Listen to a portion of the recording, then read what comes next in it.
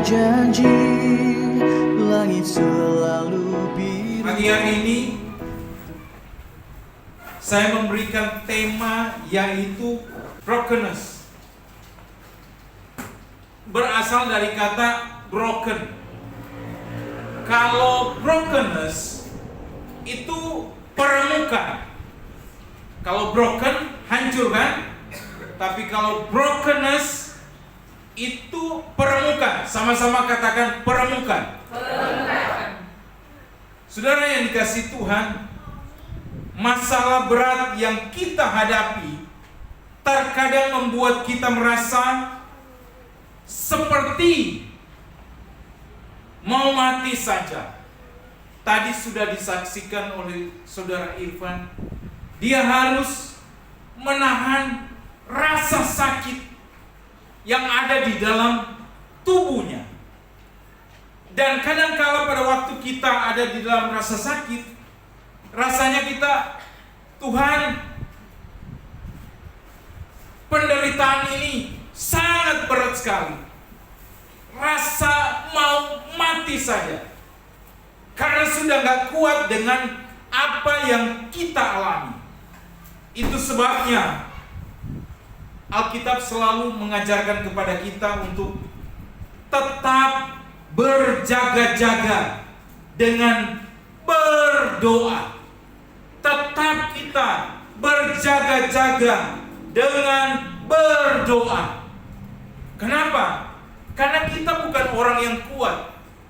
Orang yang biasa fitness saja, yang katanya menjaga, makan, olahraga, dia saja bisa sakit. Apalagi kita yang jarang olahraga.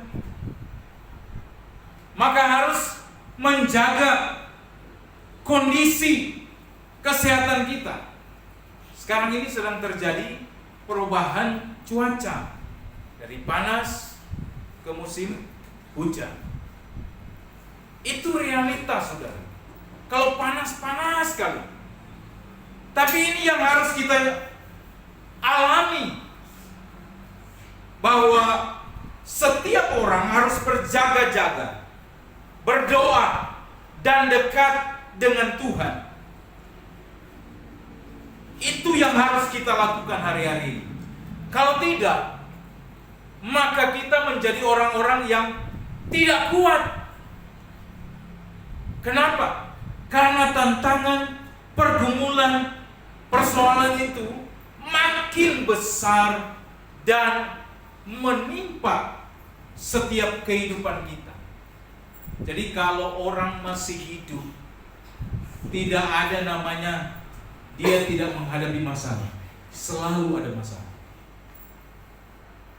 Tuhan izinkan permukaan itu terjadi dalam proses kita, supaya kita harus mengubah pandangan kita.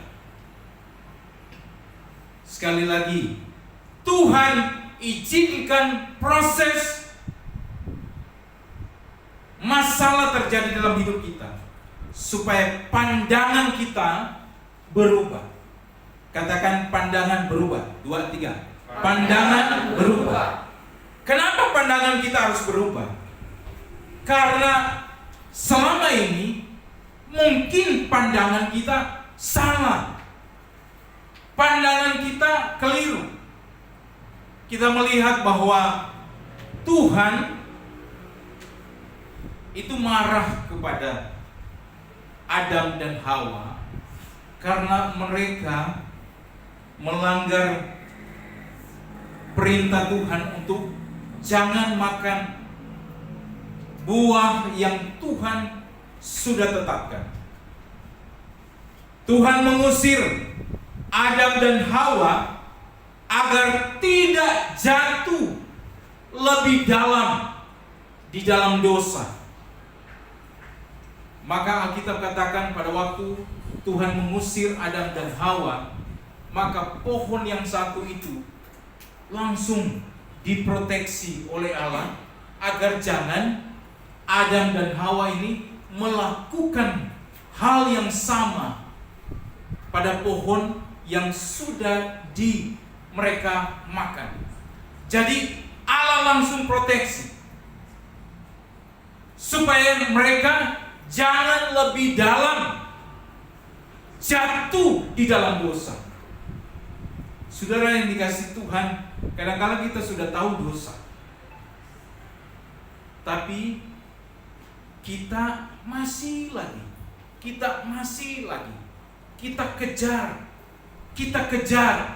Padahal kita tahu itu dosa, itu berbahaya, tapi kita kejar. Karena daging ini begitu kuat sekali untuk menarik kita. Makanya Adam dan Hawa, mereka diusir agar mereka menjauh dari dosa. Saudara, kalau kita sudah tahu itu lubang di depan, maka kita harus menghindar agar jangan jatuh di lubang. Kalau kita tahu di depan kita ada jurang, maka jangan kita mau pergi ke jurang itu.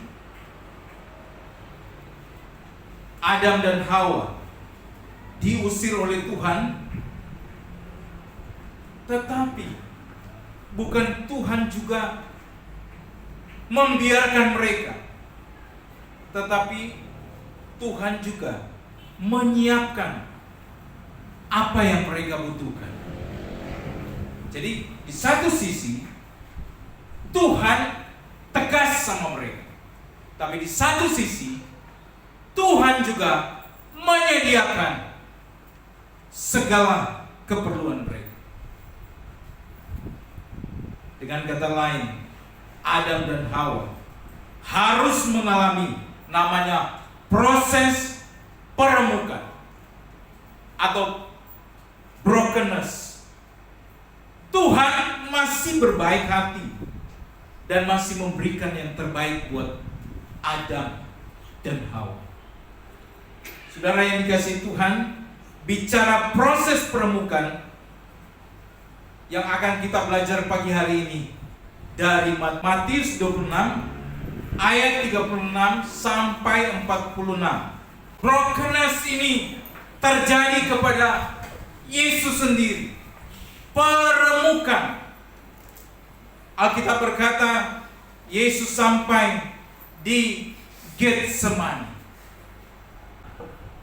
Getsemani adalah tempat untuk orang-orang membuat minyak zaitun itu, diremukan di sana, dihancurkan, baru minyak itu keluar.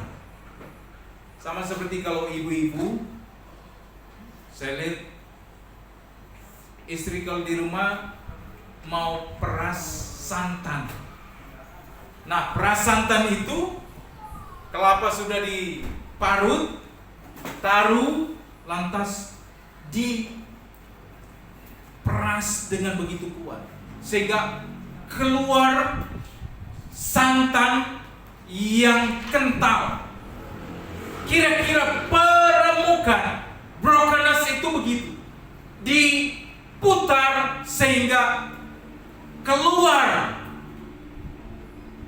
minyak zaitun itu. Saudara, Yesus pergi ke Getsemani.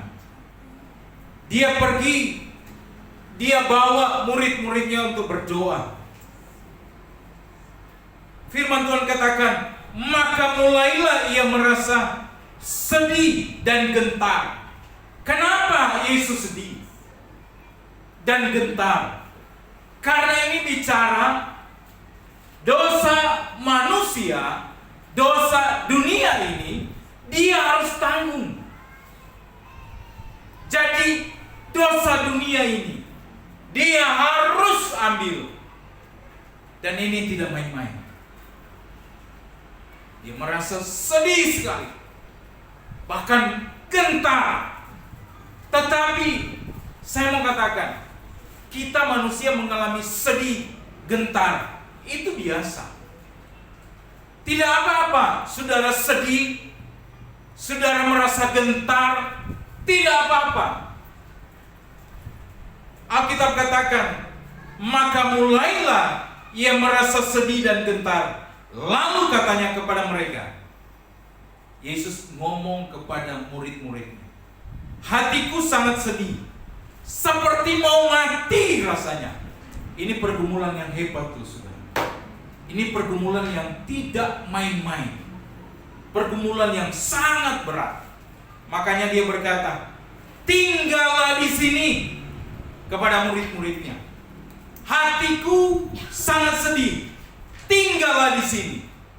Artinya Yesus butuh orang-orang yang mendukung dia, mensupport dia, menguatkan dia, memberikan kata-kata penguatan.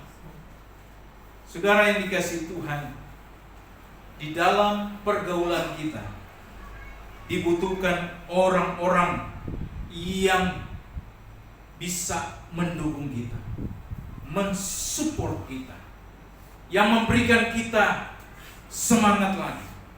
Itu harus ada, saudara. Kita harus punya komunitas itu yang bisa saling menguatkan.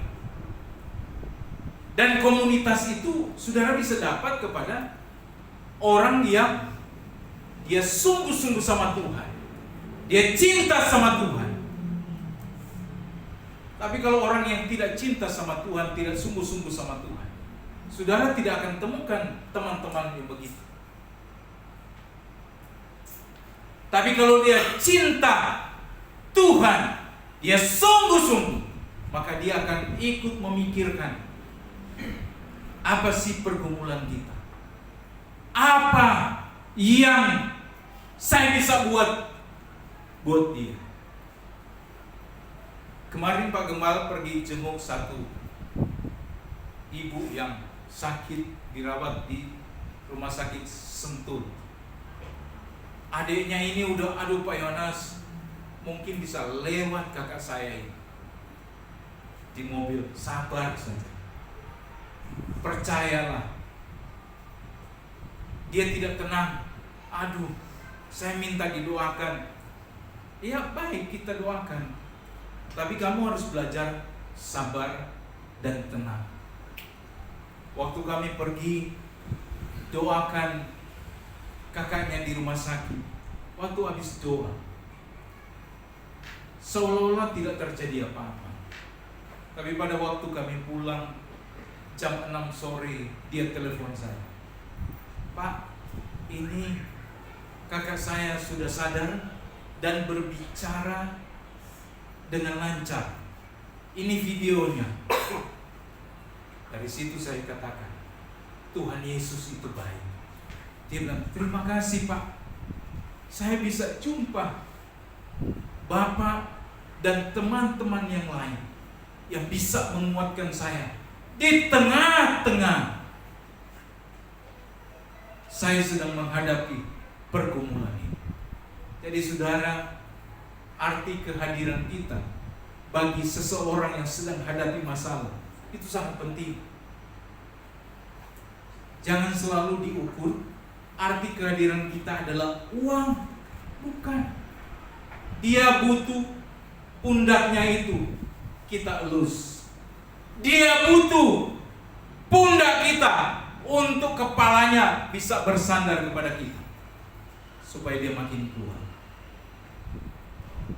Saudara harus perlu ketemu orang-orang macam begitu. Perlu ada di dalam lingkungan komunitasmu yang senantiasa akan bilang, Pak, kayaknya Bapak udah salah jalan deh. Pak, kayaknya Bapak mulai kendor ya, mulai mundur ya. Komunitas ini sangat penting. Kalau tidak, Yesus saja berkata, tinggallah di sini kepada murid-muridnya, supaya mereka juga mensupport Yesus, memberikan semangat kepada Yesus. Tapi apa yang terjadi? Yesus melihat mereka tertidur. Mereka gak kuat bertahan 1 jam. Pak Gembala, kalau tanpa doa-doa jemaat, mungkin bisa aja kami sudah mundur dari setiap masalah yang kita hadapi. Tapi kalau kalian sering mendoakan kami dan suka mendoakan kami, itu luar biasa. Dan dari mimbar ini saya mau katakan, sungguh berbahagialah engkau jika engkau mendoakan gembala. Nggak usah ngomong, karena kami juga mendoakan saudara pagi dan malam. Kita bawa di dalam doa. Sebulan sekali kami juga antar perjamuan kudus kepada Ibu Ica. Walaupun dia bilang sudah tidak bisa hadir karena memang punggungnya sakit sekali, tapi jemaat-jemaat yang dia tahu, dia sebutkan di dalam doa. Saya cuma bilang, Bu Jan, doain ya, kami sudah pindah tempat ibadah. Doakan ya. Oh ya, saya kalau terbangun jam 3, saya sudah datang sama Tuhan berdoa. Saya tahu bahwa El Shaddai sampai hari ini Tuhan buka jalan. Itu karena banyak orang yang mendoakan. Amin. Maka kita juga, jangan saudara hanya melihat, oh dia yang bantu saya, dia yang selalu datang sama saya. Kadang-kadang ada yang tidak saudara lihat, yang sedang mendoakan kita. Satu, bisa jadi itu orang tua. Di waktuku, nyanyi semua, masih kecil, gembira dan senang, tiada dukaku kenal. Terus saya lupa mengenai di sore hari. Di sore hari yang sepi. Terus ibuku berteduh, sujud berdoa, aku dengar aku disebut. Stop. 3 hari lalu mami saya telepon dari mana? Dia bilang, sudah dapat tempat ibadah kalian? Saya bilang, sudah, puji Tuhan. Mami tidak bisa tolong kalian, tapi mami hanya bisa mendoakan. Lihat, orang tua kita, mungkin dia tidak bisa bantu apa-apa, tapi lihat doa orang tua, Tuhan bisa dengar. Tapi seberapa banyak orang tua yang diperhatikan oleh anak-anak? Saudara yang punya orang tua hari ini, perhatikan orang tuamu. Mungkin ada di kampung, mungkin dia tidak bisa apa-apa, tapi doanya itu luar biasa. Dia berdoa pagi, siang, malam. Mami berdoa supaya kalian dapat tempat ibadah. Dari bulan Juli saya sudah kontak mami saya. Aduh, saya pusing nih cari tempat ibadah. Udah, serahkan sama Tuhan. Mami bawa dalam doa. Lihat, orang tua itu mau dia berlutut jam 3 pagi, mau dia jam 9 malam, dia berlutut, dia mendoakan anak-anak. Maka jangan pernah melupakan orang tua. Jangan pernah menyia-nyiakan orang-orang yang ada di sekitarmu. Yesus bilang, tinggal kalian di sini berdoa. Tapi Yesus balik, mereka tertidur. Yesus balik lagi berdoa. Yesus berdoa dengan kata, tetapi janganlah seperti yang ku kehendaki, melainkan seperti yang engkau kehendaki. Dengar baik, kita boleh berencana, tapi Tuhan yang memutuskan itu semua. Amin. Saudara bisa bilang, oh saya mau begini, saya mau begini, saya mau begini. Tapi semua Tuhan yang putuskan, saudara. Makanya kalau kita berdoa harus selalu katakan, Tuhan, saya ada rencana begini, begini, begini ke depan. Tapi biar kehendak-Mu jangan jadi, bukan kehendak saya. Kalau kita serahkan sama Tuhan, maka kalaupun tidak jadi, itu karena Tuhan sedang menyiapkan yang jauh lebih bagus. Amin. Tuhan tidak kasih, saudara jangan mengeluh, nangis. Kenapa Tuhan tidak kasih? Tapi Tuhan sedang berkata, saya sedang menyiapkan sesuatu yang jauh dari apa yang engkau pikirkan.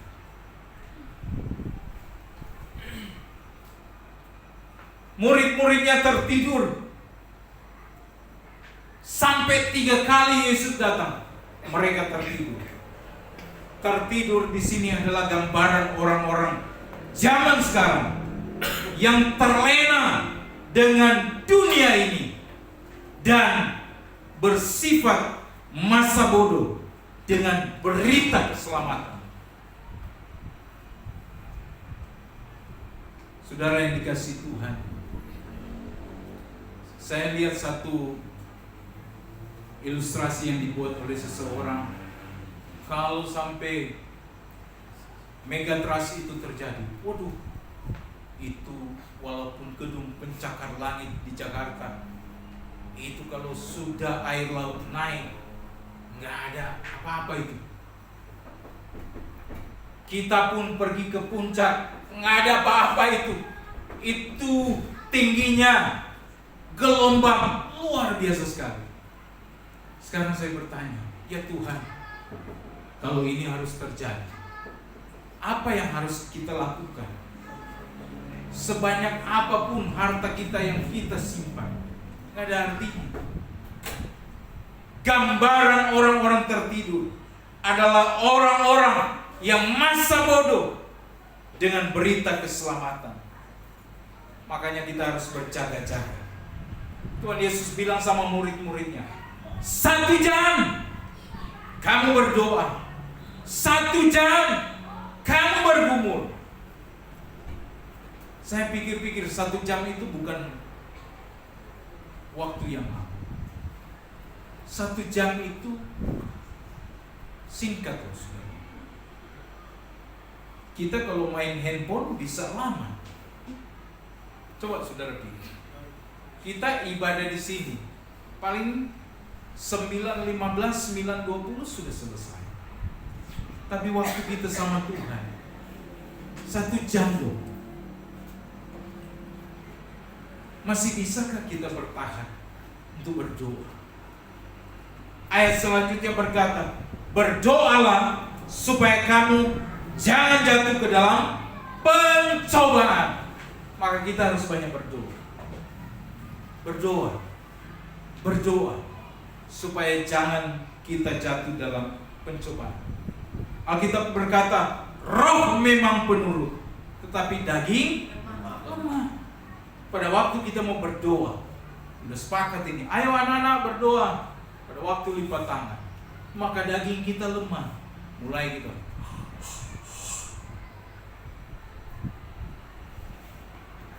Oh, mau baca Alkitab aja. Kenapa ya baca Alkitab ngantuk ya? Tapi kalau baca WA nggak ngantuk. Daging ini lemah. Kita mau berdoa. Banyak cara iblis buat supaya kita tidak bisa berdoa. Maka untuk mensiasati itu, kami pun di rumah saya bilang, kalau masih jam 7, jam 8, ayo cepat-cepat berdoa. Supaya jangan ngantuk duluan masuk. Tapi coba saudara berdoa jam 9, ada aja. Lagi mau berdoa, Tuhan, Tuhan bilang gak sopan ini. Berdoa ngantuk. Saya lihat kemarin di IG ya, Kim Jong Un itu kumpulkan semua aparat pemerintah di sana dan tidak satupun ada yang ngantuk. Karena apa? Kalau sampai dia lihat ngantuk, yang gitu, dipanggil tembak loh. Kim Jong Un ini paling sadis, ini presiden paling sadis. Dia panggil tembak. Kenapa? Karena tidak menghargai dia sebagai presiden yang ada di depan. Sama saudara, waktu kita dengar firman Tuhan, waktu kita baca firman Tuhan, memang Tuhan tidak kelihatan, tapi Tuhan tahu, ini orang sungguh-sungguh apa enggak ini? Ini orang main-main apa enggak? Kadang-kala di atas tempat tidur kita berdoa, Tuhan, tolonglah kami, keluarga kami, pekerjaan kami. Karena saking terlalu capek, dia tertidur. Aminnya nanti besok pagi. Amin. Sudah gak serius kan? Tuhan bilang, bagaimana saya mau berkati kamu? Amin, tinggal pagi hari. Tidak serius, itu aja Tuhan bisa lihat. Tapi kalau kita serius sama Tuhan, maka Tuhan juga lebih dari serius dalam hidup kita. Permukaan ini terjadi kepada Yesus, tetapi apa yang kita lihat di sini, Yesus menyerahkan itu semua kepada Bapa di surga.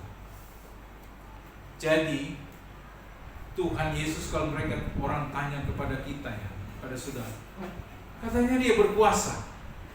Kenapa dia harus mati? Dengar baik ya, dia yang menyerahkan nyawanya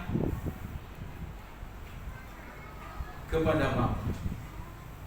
Makanya Alkitab katakan Anak Manusia diserahkan ke tangan orang-orang berdosa. Dia serahkan. Artinya apa? Tuhan, ke dalam tangan-Mu lah aku serahkan hidupku. Seperti Stefanus minggu kemarin sudah saya khotbahkan, dia serahkan sama Tuhan. Tuhan, kehendak-Mu lah yang jadi. Mari kita mulai berkata, Tuhan, masa depan anakku, keluargaku, gerejaku, ke dalam tangan Tuhan. Rencana Tuhan yang terjadi. Mengapa permukaan itu terjadi dalam hidup kita? Yang pertama, itu adalah sesuatu untuk memurnikan kita. Kita dimurnikan supaya semakin sesuai dengan kehendak Tuhan. Saudara, tadi pagi semua gosok gigi. Gosok gigi. Saudara ambil odol. Odol itu dipencet apa tidak? Pada waktu engkau pencet, keluar kan odol. Mungkinkah hari-hari ini Tuhan sedang pencet kita, sedang remukkan kita, supaya kita dimurnikan hati kita. Sungguh-sungguh gak kita mengasihi Tuhan? Sadrak, Mesak, Abednego itu memang Tuhan izinkan mereka harus masuk ke dalam api, tapi masih kagak mereka percaya sama Tuhan. Tahu-tahu pada masuk, mereka berkata, kami percaya pada Tuhan. Sekalipun Allah yang kami sembah tidak menolong kami, kami tetap percaya Dia adalah Tuhan. Ini luar biasa pernyataannya. Jadi sekalipun Tuhan tidak sembuhkan saya, sekalipun Tuhan tidak bukakan jalan sama saya tetap percaya Tuhan baik. Amin. Pada waktu engkau berkata, Tuhan baik, maka Tuhan berkata, orang ini memang dimurnikan oleh Tuhan. Tapi ada begitu banyak orang waktu dimurnikan oleh Tuhan, usaha mulai seret. Bukannya dia tambahnya dekat sama Tuhan, tapi banyak orang mulai jauh daripada Tuhan. Kenapa ya? Kenapa ya? Padahal Tuhan masih tes. Kenapa ya? Kenapa ya? Jangan bertanya kenapa ya. Harus kita bertanya, saya sama Tuhan, hati saya bagaimana? Saya sama Tuhan, antara harta dengan Tuhan, bagaimana hati saya? Jangan pernah tanya. Tapi kita perlu dimurnikan. Waktu kita dimurnikan, hidup kita senantiasa berkata, apapun yang Tuhan mau lakukan, suka-sukamu Tuhan. Kalau kita sedang diremukkan oleh Tuhan, saudara harus siap. Saya pernah beli air itu tebu. Saudara suka lihat di Surgen, tebu itu harus dipotong, dikupas, baru dimasukkan di dalam satu alat, baru dia peras. Waktu dia peras itu, minum air tebu itu, waduh, manisnya luar biasa. Kalau saudara mau minum, itu jauh lebih baik. Nah, sama saya pikir hidup kita kadang-kala Tuhan harus hancurkan. Supaya apa? Kita semakin rendah hati. Tuhan hancurkan supaya kita makin dekat sama Tuhan. Permukaan Tuhan izinkan agar kita makin murni di hadapan Tuhan.